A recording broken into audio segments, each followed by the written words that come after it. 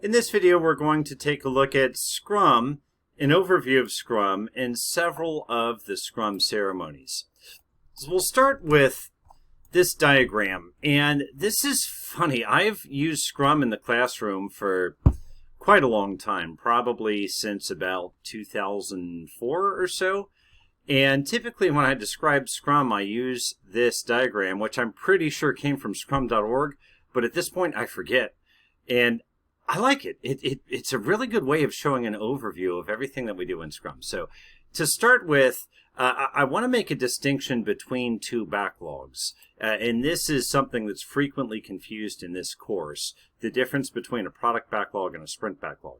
So a product backlog is managed by a product owner. And a product owner is typically someone with a business background and with connections to the business process. In other words, a product owner is typically someone who graduated from business school, either graduate or undergraduate. So this is somebody who's looking at things like return on investment, net present value, and what these features will deliver to the company or the organization. Now, product backlog are high-level features, things like share my favorites with a friend, or take a photo and GPS it, or any of these things, or apply a coupon code. We're not looking at things like create a database. We're looking at high-level features. It could be even a big enough feature as create this app for a specific audience. So pretty much high-level features. We'll often find that we have more features in the product backlog than we have time and money to do. And that's fine. That's good. Actually, that's a really good idea. We don't want to do everything. We want to be able to vet these ideas and make sure that we're only doing the ones that are really going to return the highest value to our organization. And that's one thing, is that, putting it through that vetting process means that we're not wasting our time and money on things that are marginal. The other thing to consider is cognitive complexity. The more projects we have to manage, or the more features we have to manage, the more our brain gets spread out, gets spread thin, and the less time we can really focus on one specific thing. I think about a much larger analogy, but, I think the economy tends to go through waves of consolidation and then separation. So at one time, large mega companies were all the rage. Now they're not. If you look at General Electric, it split itself into three and created $200 billion worth of market value just by splitting itself in three. Now, why is that? Well, there are a lot of reasons, but one argument you can make is simply the cognitive load of having a company that makes everything from light bulbs to jet engines to MRI devices and everything else, versus having three companies where you have one that focuses on each of those domains. So sometimes, having to make a choice is a good thing, and that's what we have in the product backlog.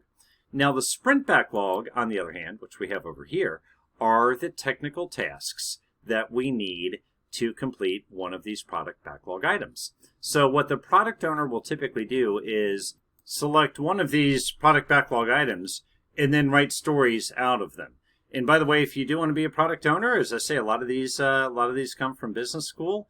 You'll probably spend a lot of time writing stories. Now, once the stories are written, we'll take them into refinement. And refinement is where we go over the stories with the people who are going to do the work, and the quality engineers who are going to check the work, and any other interested stakeholders. We'll go over the tickets, and then we will give them complexity. Which we call story points. We give them a certain number that represents the complexity of that ticket. After we've done that, we will pull them into the sprint in our sprint planning meeting. And the story points are very important there because we'll start with the velocity of the previous sprint. In other words, the sum of points that were completed in that previous sprint. That becomes our budget for the next sprint. And then velocity, since it's the sum of story points, tells us, okay, well, here are all the things that we could work on this sprint. Let's say if our velocity is 70 points, then we say, okay, we can accept 70 points worth of stories into the coming sprint. With a few nuances. There might be PTO, there might be holiday time, there might be other factors. And we know that velocity over time should increase as we're continuously improving. But that's effectively the idea. Now, once they're added to the sprint, they become part of the sprint backlog. So important distinction there, sprint backlog are the technical tasks we need to complete something, and the product backlog are the high-level business functions that we want to do. So sprint backlog typically is decomposing one of the product backlog items, but they're more technical tasks. Okay, then we start the work. Most sprints are 2 weeks. We used to have 1 week sprints or 4 week sprints or 1 month sprint, but the world has kind of landed on this 2 weeks as an ideal. And every day we have our daily stand-up meeting or our daily Scrum meeting. And the idea is it's a 15-minute meeting that is very straightforward. We just say, here's what I did since we met last. Here's what I'm going to do until we meet next. And here are any blockers that I'm facing. And any blockers or post items, we can talk about those after the sprint. But the idea is get it off your chest early and let's talk about it. Let's find a good way to work around it. In the old days, we tend to be blocked by something and not tell anyone. But with the stand-up, we have a good reason to tell people. Okay, 2 weeks is over and we've delivered finished work. And the idea with finished work, or the idea with a regular sprint cycle, is that each iteration should finish with a working piece of software that's marginally better than the previous sprint. So we should definitely not have something at the end of the sprint that doesn't compile. We should not have something at the end of the sprint where the unit tests don't pass. Now that raises a good question, though. Say, okay, everything has to compile and the unit test has to pass. What if we're working on 5 things simultaneously and one of those 5 is not complete? Do we hold everything up and do we wait for that item to be complete? That would risk our deadline. Yeah, that's a good point. But here again, our tooling will be very helpful here. We can manage that through branches, which we'll frequently see in Git and GitHub. That's a whole other topic, but hold that thought for when we talk about branches. Okay. Afterwards, then we do a sprint review or a sprint demo, which is where we show the work that we did. We want to show it to the stakeholders of the project.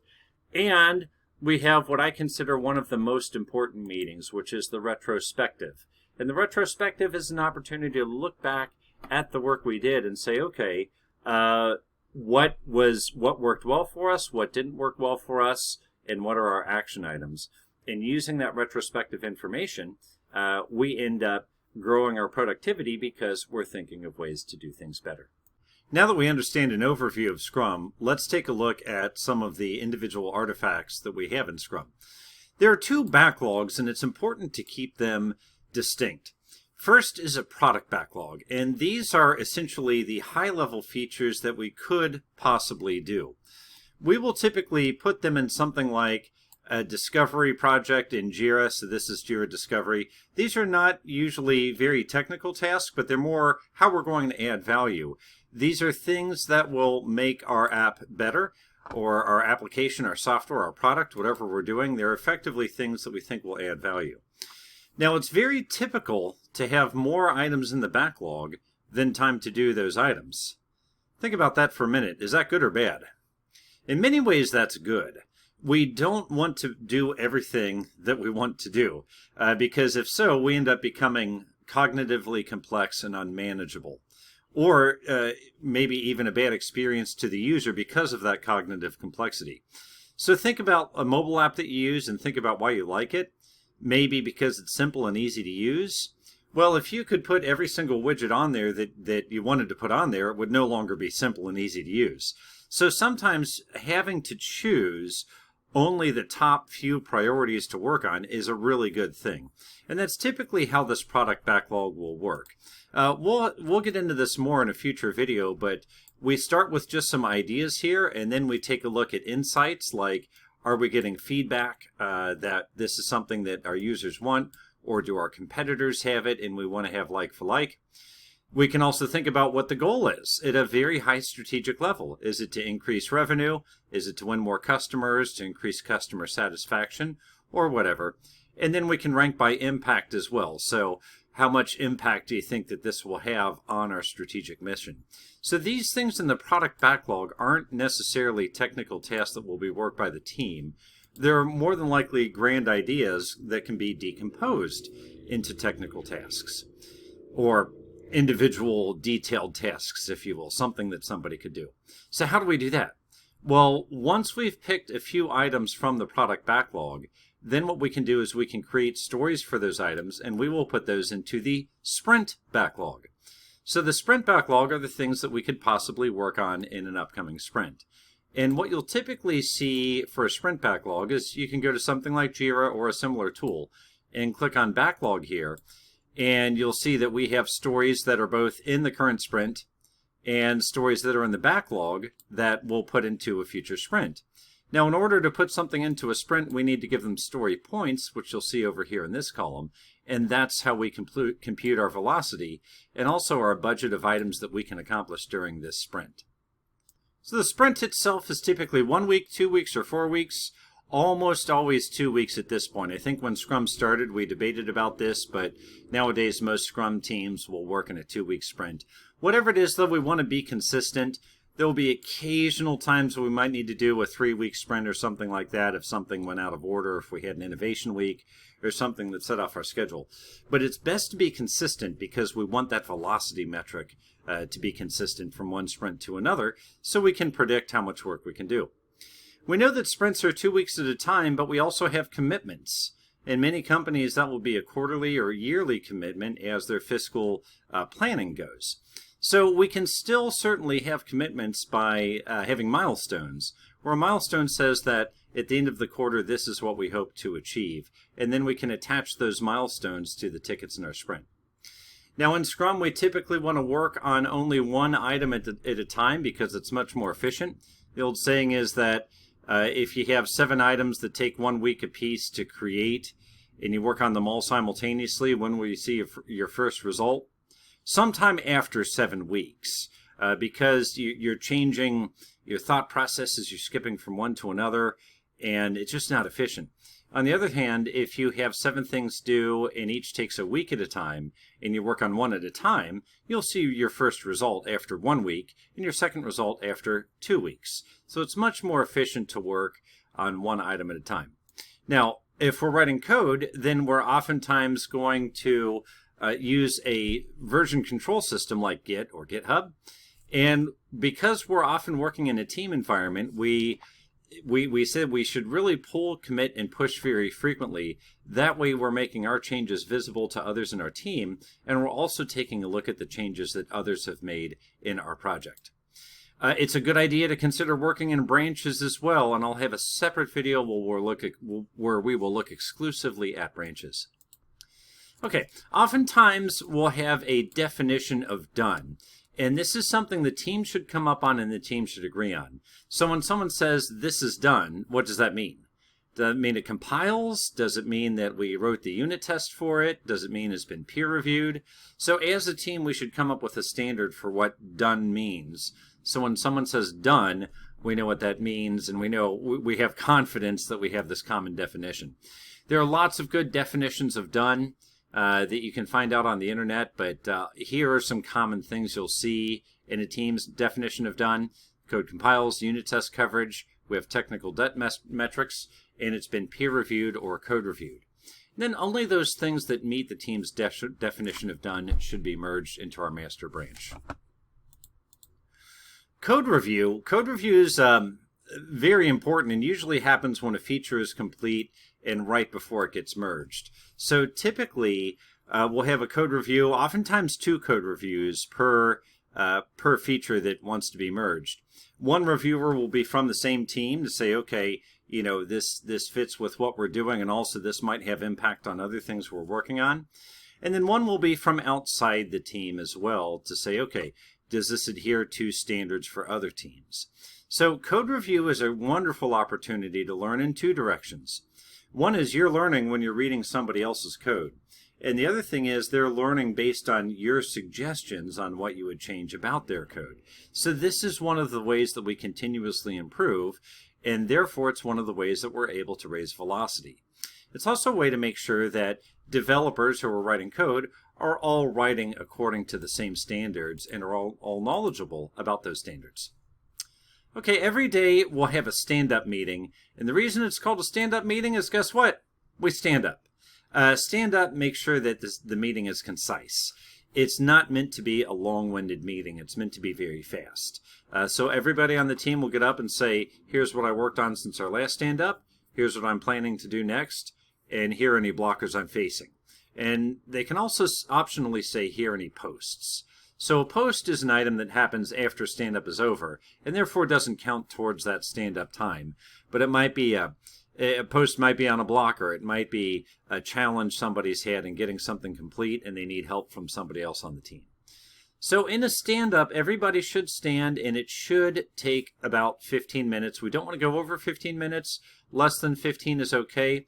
Ideally, posts and blockers would happen within that 15 minutes, but at the very least, the normal business of the stand-up should happen in that 15 minutes. During the stand-up, we'll do what we call walking the board, which is where we take a look at tasks that are on the board, look for any blockers. So board, I mean sprint board. Oftentimes we'll have a special board called a RAID board, or a risks, assumptions, issues, and dependencies board.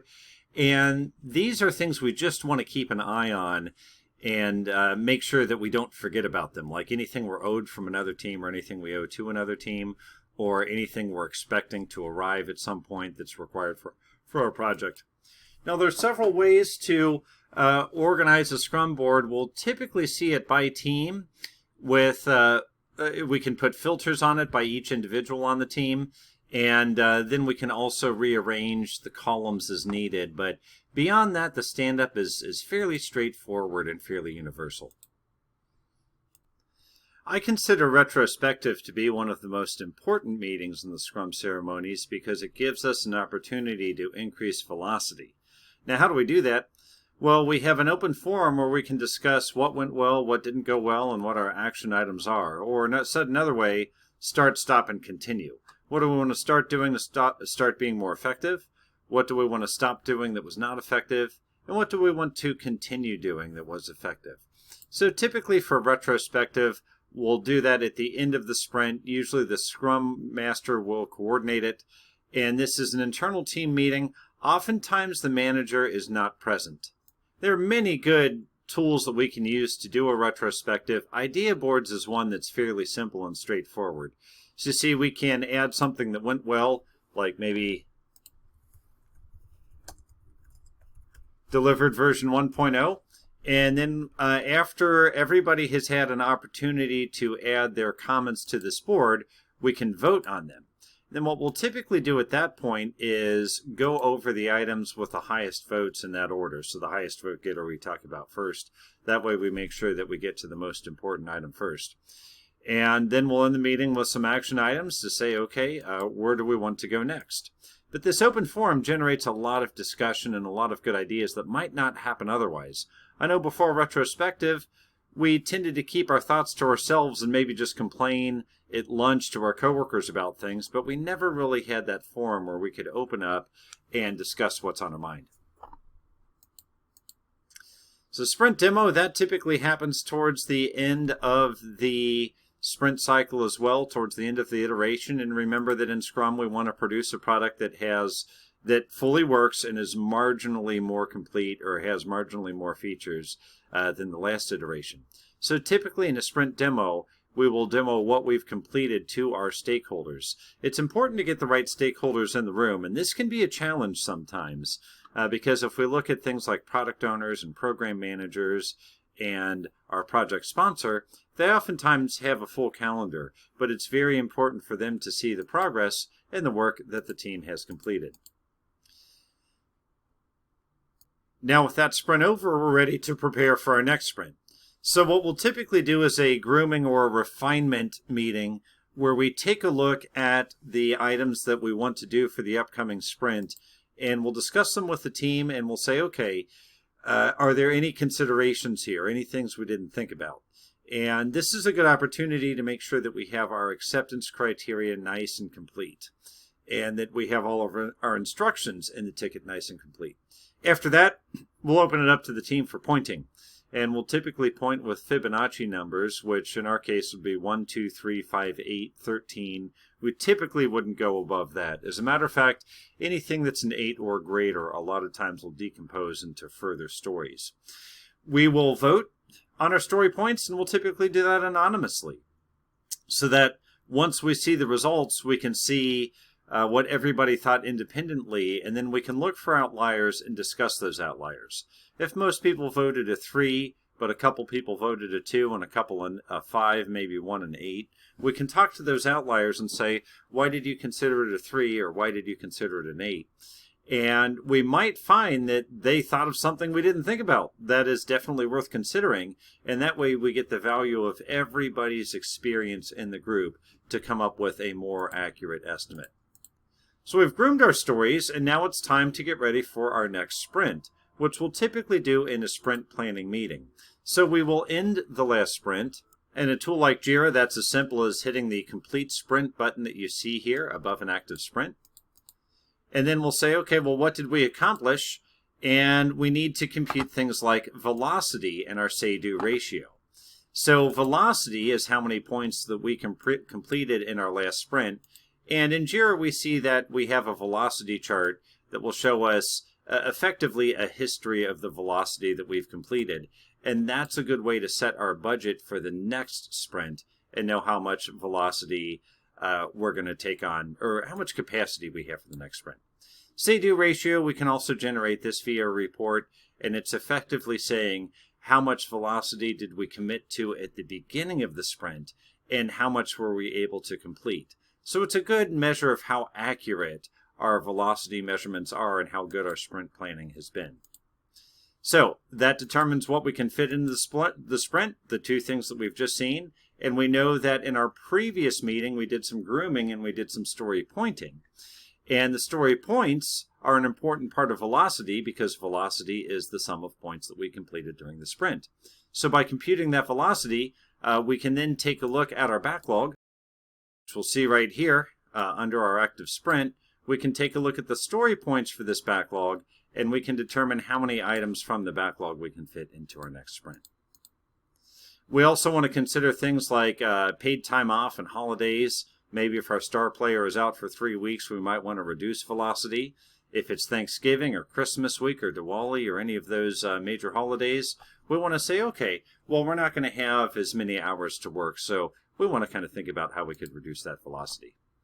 Now, reporting is very important. I just showed you a couple of reports that we have in Jira. There are quite a few more that we'll discover when we actually look at Jira in detail. But that's one of the big advantages of good project management information software is it computes these numbers for you. When Scrum first became popular, and I think about that maybe around 2005 to 2010, kind of in that late single digits era, the late odds era, we didn't have a whole lot of tooling around Scrum, and so we had to compute velocity by hand and say-do ratio by hand. It was one of those things where we would typically take a Scrum class and we would learn how to do this, and then for the first sprint we'd do it all by hand. For the second sprint we might do it by hand, but maybe we were a little bit late. By the third, fourth sprint we just forget to do it because it's a manual task. But then when these better Scrum management tools came out, it manages all of that for us, which is part of the value that they provide. So, okay, review our velocity and our say-do ratio. Come up with any release notes, because release notes say, okay, what did we actually deliver? What are any configurations?